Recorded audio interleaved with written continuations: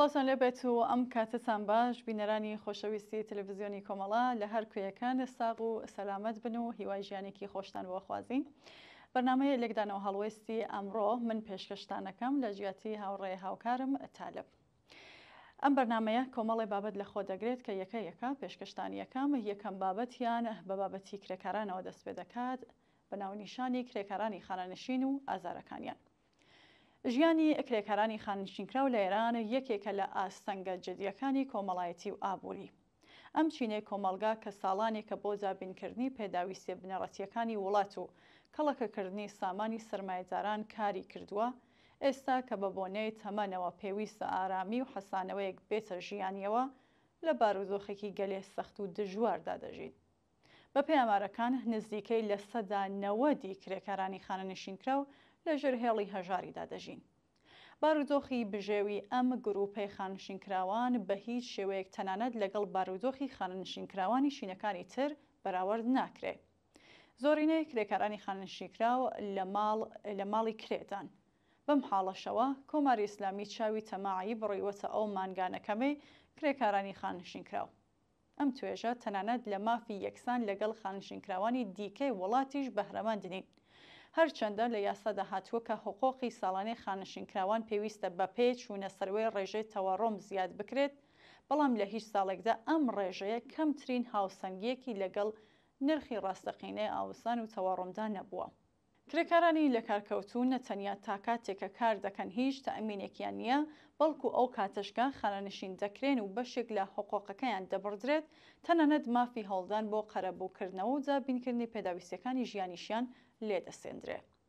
پرسیار ئەوەیە بۆچی کەسێک کە هێشتا ماندوویەتی تەمەنێک کارکردنی لە لەژ نەچوێتە دەرێ دەبێ ناچار بێت بۆ دابینکردنی بژێوی ژیانی هێشتا بە شوێن کاردا بگەڕێت. بۆشی خانشینێکی بەتەمان کە لە ڕووی نیازمەندیەوە ناچارە دوای تەمەنێک کارکردن گیانی ماندووی بخاتە ژێر دژوارترین کارەکان، بەڵام ئەوەشی پێڕەوا نابینن. مەگەر کارمەندان و کرێکاران بۆ ئەوە خانشین نابن تا لەوە زیاتر کار لە جسم و گیانی ماندوو لە کارکەوتویان نەکێشن؟ مەگەر بۆ ئەوە خانشین نابن تا ماندوویەتی ساڵانێک کار و ڕەنج و فەرسوودەگی لە لەشیان دەرکەن و ئیمکانی ئەوەیان هەبێت کەمێک بە خۆیان ڕابگەن و ئازارێکی کەمتر بەدەست نەخۆشیەکانیانەوە بچێژن؟ بۆچی ئەبێت کرێکارانی خانەنشینی ماندوو لە کارکەوتوو ئەوەندە ژیانیان دابین نەکرابێ کە بە جێگای بەهرەمەندبوون لە ئاسایش و ئارامی و بەسەربردنی ژیان لەگەڵ بنەماڵە و کۆڕ و کۆمەڵی دۆستاندا دیسانیش هەر کار بکەن؟ بۆچی دەبێت دوای تەمەنی کارکردن بە شەو و بە ڕۆژ لە ماڵ دەرکەوێ و بچێتە سەر کارێک کە تەنانەت ڕەنگە دژوارتر لەو کارەش بێت کە لە سەردەمی لاویەتیدا کردوویەتی؟ خانەنشین بە کەسێک دەوترێت کە نانی لە گرەوزا نەبێت و بێنیاز لە ئیمکاناتی لانیکەمی ژیان تەمەنی بە ساڵاچووی خۆی لە ئاسایش و ئارامیدا تێپەڕکات و کۆمەلگاژ ڕێزی لێ بگرێت. کرێکارانی خانەنشینکراو کە لە ماوەی چەندەیەدا بەکار و بەرهەمهێنان و خزمەتەکانیان سەروەت و نعمەتیان بۆ کۆمەلگا بەرهەمهێناوە، مافی خۆیانە بەبێ ئەوەی ناچار بکرێن جارێکی دیکە پێ بننەوە بازاریکار لە هەموو ئیمکاناتێک بۆ فراهەمکردنی ژیانێکی ئینسانی بەهرەمەند بن و بە ئەرخەیانی و بەبێ دڵەڕاوکەی لە ئاسوودەیدا بەسەر بەرن و بە بۆنەی ئەو کار و زەحمەتانێ لە ڕابردوودا کێشاویانە خاوەنی ڕێز و حورمەتێکی تایبەتی کۆمەڵایەتی بن.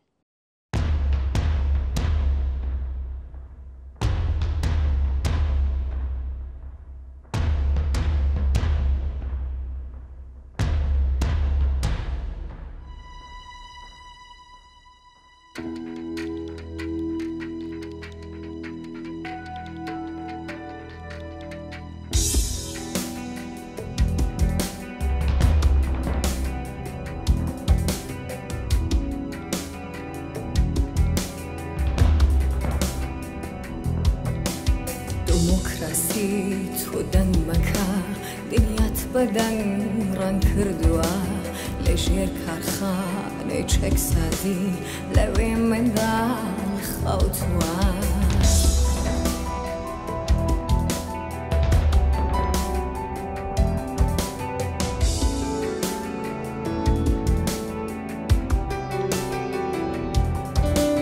سەرۆکەکە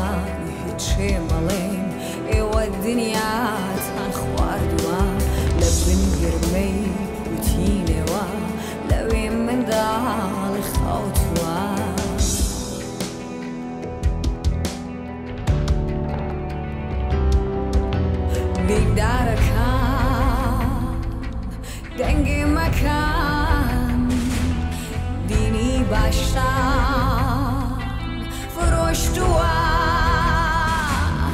لە بین شەڕی خوداکاندا لەوێ منداڵی خەوتووە بریا پلانی ئەم دنیا منداڵێک دای بڕشتایانە چەک نەدین لە هالیوود هیچ نەخشێکی پێ نەبوایە خەجاڵەت ناکێشی دنیا ئەوەی ئینسانیەت مردووە سیاسەتوانی زەحمەدا لەوێ منداڵی خەوتووە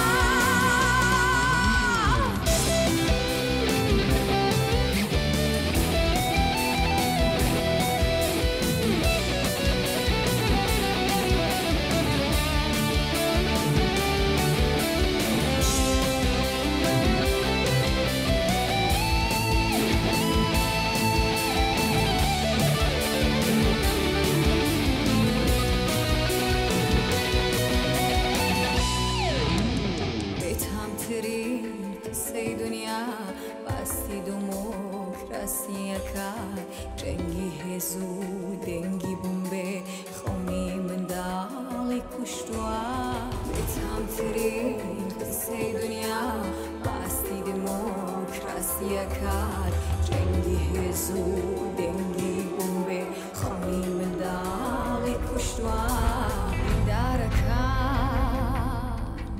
دەنگی مەکەن دینی باشتان فرۆشتووە لە بین شەڕی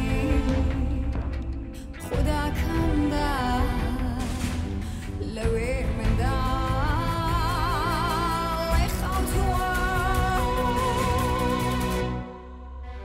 بریا پلانی ئەم دنیا منداڵێک دای بڕشتایانە چەک نەدی لە هالیوود هیچ نەخشێکی تێ نەبوایە خەجاڵەت ناکێشی دنیا ئەڵەی ئینسانیەت مردووە سیاسەتوان ئیمزا مەدا لەوێ منداڵی خەوتووە بریا پلانی ئەم دنیا منداڵێک دای بڕشتایانە چەک نەدین لە هالیوود هیچ نەخشێکی پێ نەبوایە خەجاڵەت ناکێشی دنیا ئەوەی ئینسانیەت مردووە سیاسەتوان ئیمزا مەدا لەوێ منداڵی خەوتووە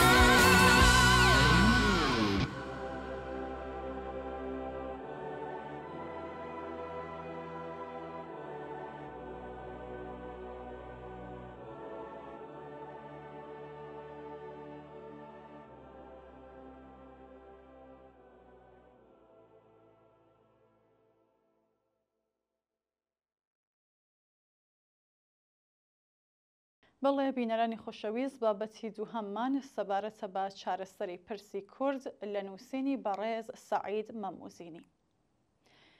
ئایا پرسی کورد تەنها نەتەوەیە؟ نەخێر. تۆ لە هەر کوردێک پرسیار بکەی لە هەرێمی کوردستان دەیان کێشەی خانەوادایی هەیە کە سەرچاوەی زۆرینەیان خراپی یابووری ماڵەکەیانە. ناکرێت پشتگوێ بخرێت. پشتگوێ خستنی دەبێتە هۆکاری ناڕزایەتی. بۆیە کێشەی ئەمڕۆ کێشەی نانە، کەرامەتیش لە گیرفانی ئینسانی کوردایە. کاتێ من پارەی نان و دەرمانم نەبێت، ئەندامانی خێزانەکەم لە بێدەرمانی چاوەڕوانی مەرگ بکەن، شەرم لە میوانەکانم کەم ئایا بەرامبەر بە میوانەکانم دەتوانم سەربەرز بکەمەوە؟ لە تەنیشتم کەسانێکی تازە هاتوو سەدان دەفتەر دۆلاریان هەیە و پێمان دەڵێن سێوفرۆشەکان و گاڵتەیان بە چینی ڕەشوڕوتەوە دێت. بە هەژارەکانیش پێدەکەنن. کاتێ کوڕە هەژارێک دەڕواتە کاریش لەسەر کار لەلایەن خاوەنکاری کوردیش غەدری لێ دەکەن. بۆ نمونە کاری هەندێک خزمەتگوزار لە شوقەیەکی گەورەی هەولێر پاکردنەوەی شوقەکەیە. خاوەنکار شقامیشی پێیان خاوێن دەکرد بۆ ئەوەی دینارێک پارەی زیادیان پێ بدات کە کاریەوان نییە. کەواتە ستەم لە هەژاران دەکرێت هیچ پشتیوانێکیشیان نییە کە دەڵێن ئەوە کار ئێمە نییە خاوەن کار بە پێکەنینەوە پێیان دەڵێت دەتوانن کار تەرک بکەن. بێمنەتە چونکە هەولێر و شارەکانی کوردستان پڕە لە خەڵکی بیانی لە ناچاری کارەکە دەکات. لە زۆر شۆڕەشدا دروشمی شۆڕەژ نان و ئازادی بوو، واتە نان بەرامبەر بە ئازادی. ئەو سەردەمە ئێمە نانمان بە پێشمەرگە دەدا و دەبووینە پێشمەرگە و شەهیدمان دەدا. ئەمڕۆ هەمان ئەو کەسانەی نانی ئێمەیان دەخوارد نانمان پێنادەن.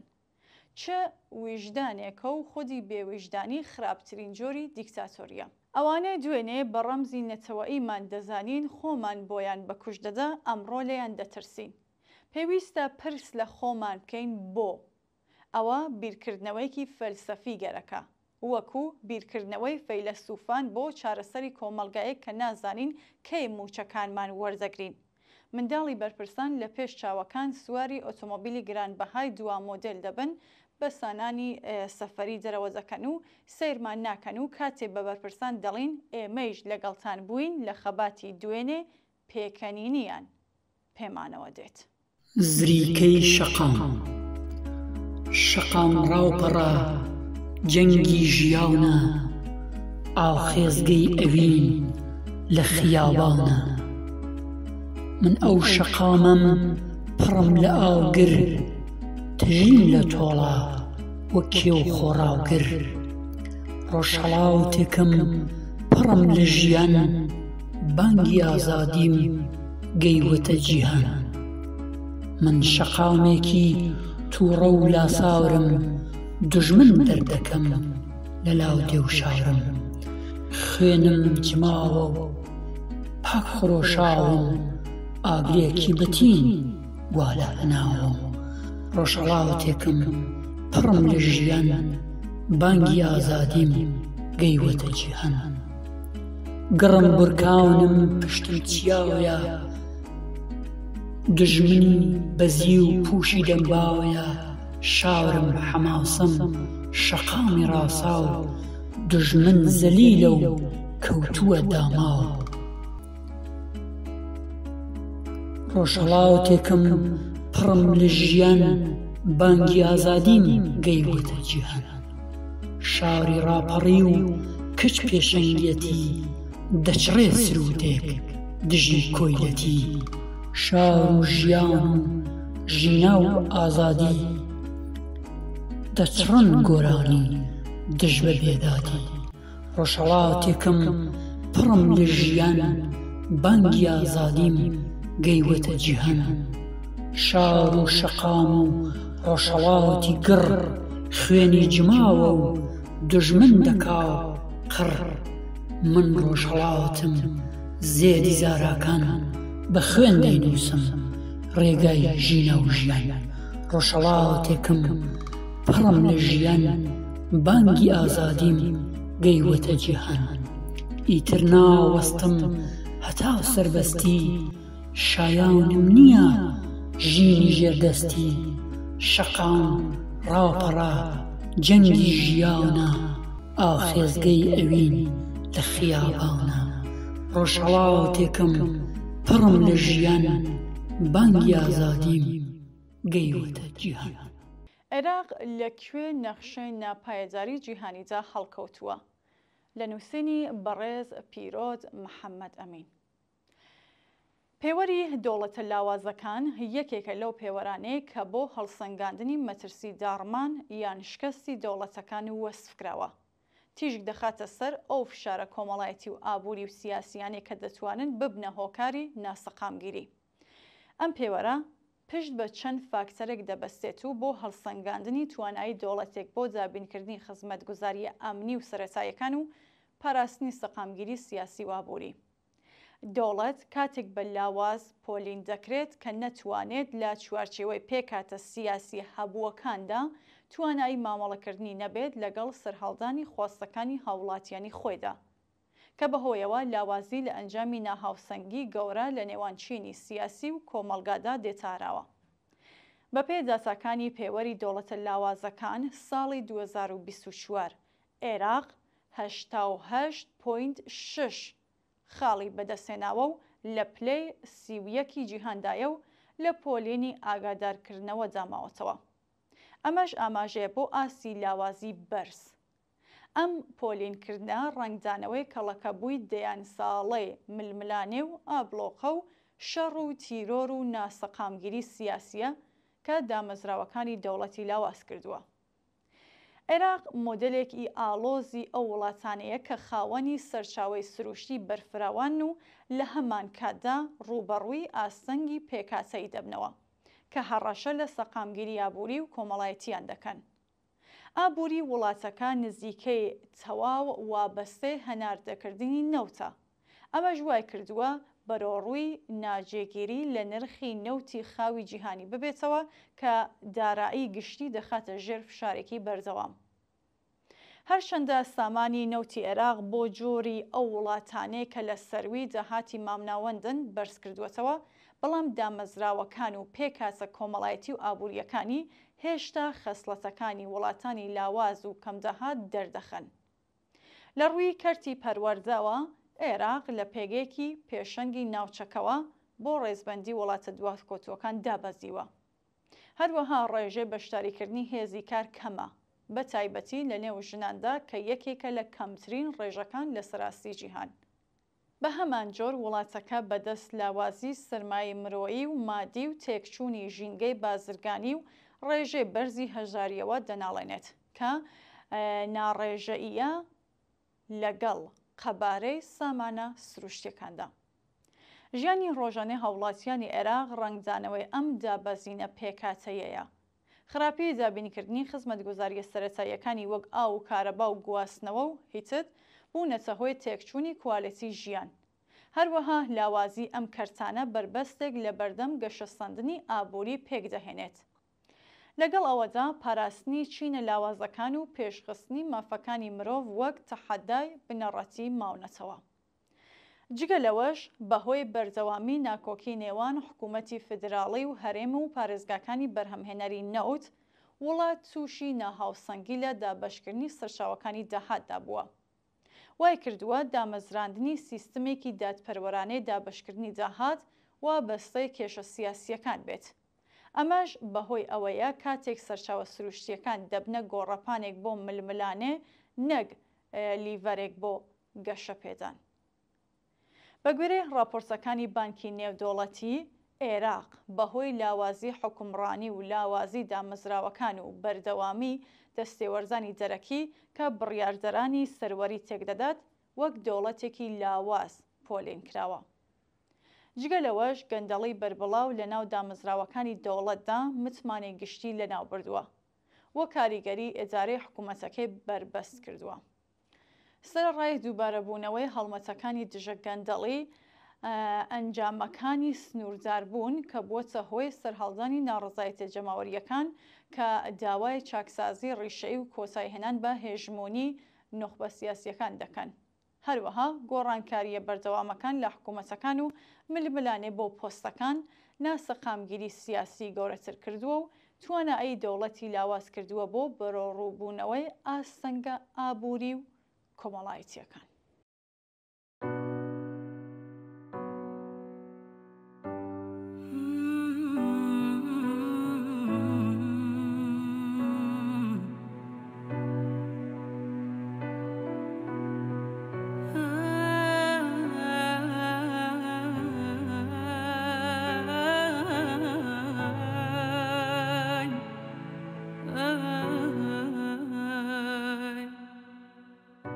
لدفتری قوتابخانەم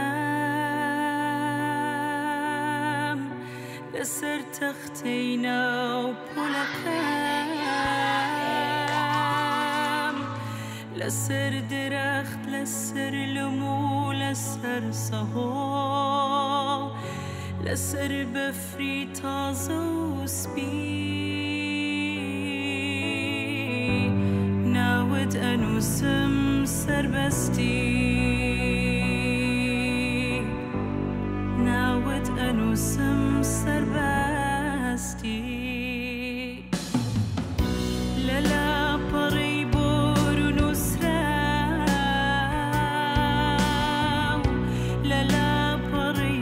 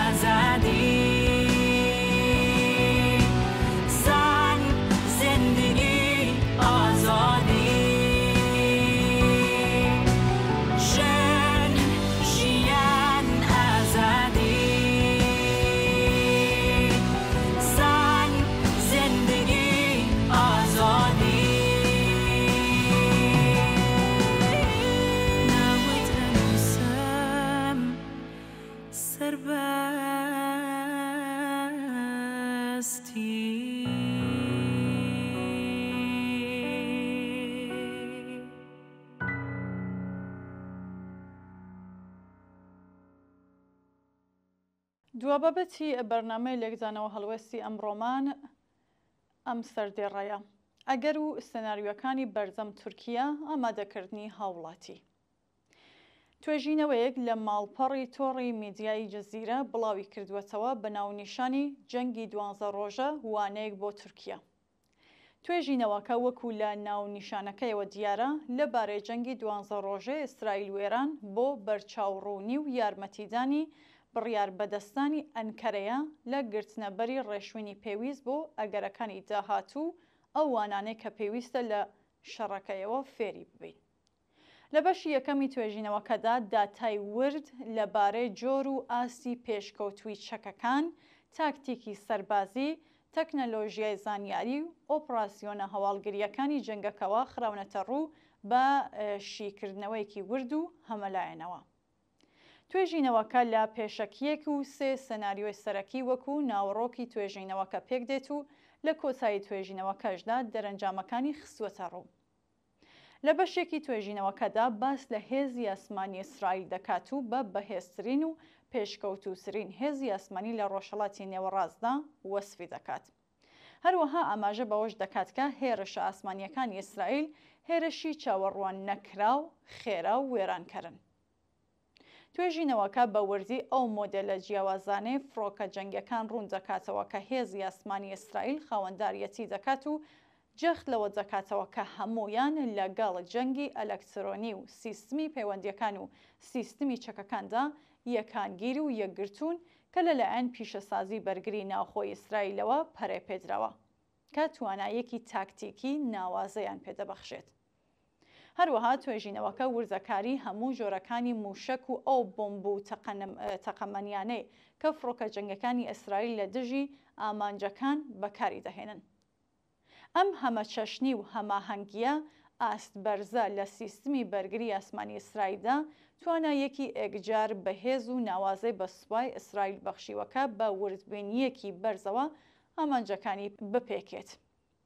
لە توێژینەوەکەدا هاتووە کە زۆربەی ئەندامانی یەکەی 8200 لە گەنجانی تەمەنی خوێندنی قۆناغی ئامادەی پێکدێن و سەرپەرشتیار و بەرپرسیارن لە چاودێریکردن و شیکردنەوەی ئاماژە دیجیتاڵیەکان لە ڕێگەی سیستمی پەیوەندیەکان و ئۆپراسیۆنە هەواڵگریە ئەلەکترۆنیەکان و هێرشە سایبەریەکانەوە کە ئەمەش تایبەتمەندی و کاریگەریەکی بێوێنەی بۆ سوپا و هێزی بەرگری ئیسرائیل دابین کردووە.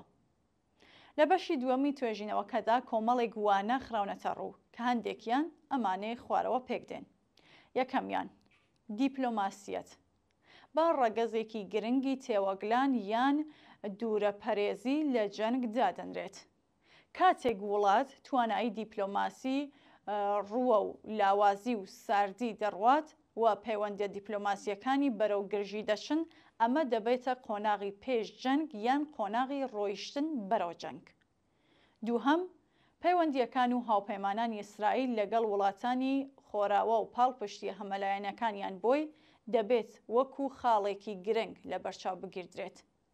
لە دۆخی جەنگی 12 ڕۆژەدا ئیسرائیل لە هەموو پشگیریەکی وڵاتانی خۆراوە بەهرەمەند بوو، لە کاتێکدا ئێران بەتەنیا مایەوە و تەنانەت ڕووسیا و چین هیچ هەڵوێستێکیان نەبوو.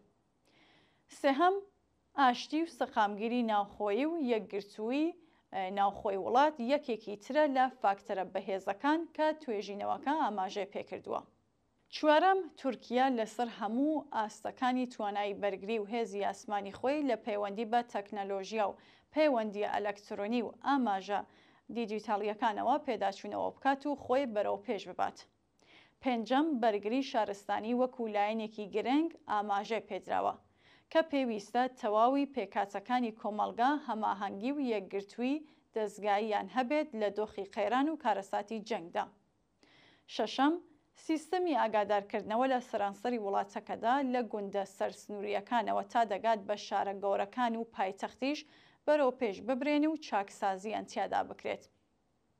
لە بەشی سێهەم و کۆتایی توێژینەوەکەدا 3 سێناریۆ دەخاتە ڕوو. هەرسێکیان ئەگەرەکانی پەیوەندی نێوان ئێران و ئەمریکا، ئێران و ئیسرائیل، هەروەها ئەمریکا و ئیسرائیلشی دەکاتەوە و لە هەموو ئەگەرەکان و سێناریۆکانیشدا پەیوەندیەکان و ڕۆڵی تورکیا و کاریگەریەکانی سێناریۆکان و ئەگەرەکان لەسەر تورکیا باس دەکات. ئاماژەکان و خوێندنەوەکانی پشتی ئەم راپۆرت و توێژینەوەیە ئەوە نیشان دەدات کە هێرشی ئاسمانی ئیسرائیل بۆ سەر تورکیا یەکێک لە ئەگەرەکانە لە دۆخی پەرەستاندنی زیاتری ڕووداوەکانی سووریا و گرژی زیاتری پەیوەندیەکانی نێوان هەردوو وڵات. ئەم ترسە لە جەنگ لە شیکاریەکی ورد و قوڵەوە بۆ هەموو سناریۆ ئەگەرەکان و دۆخی پەیوەندیەکانی تورکیا و هەلومەرجی ناوچەکەوە سەرچاوە دەگرێت. بەڵێ ئازیزان و بینەرانی خۆشەویست، زۆر سپاس کە تاکو ئێستا بینەرمان بوون. بەرنامەی لێکدانەوە هەڵوێستی ئەمڕۆمان بەم شێوەیە کۆتایی بێهات. سەرنجتان بۆ بینینی درێژەی بەرنامەکانی تەلەڤیزیۆنی کۆمەڵە ڕادەکێش.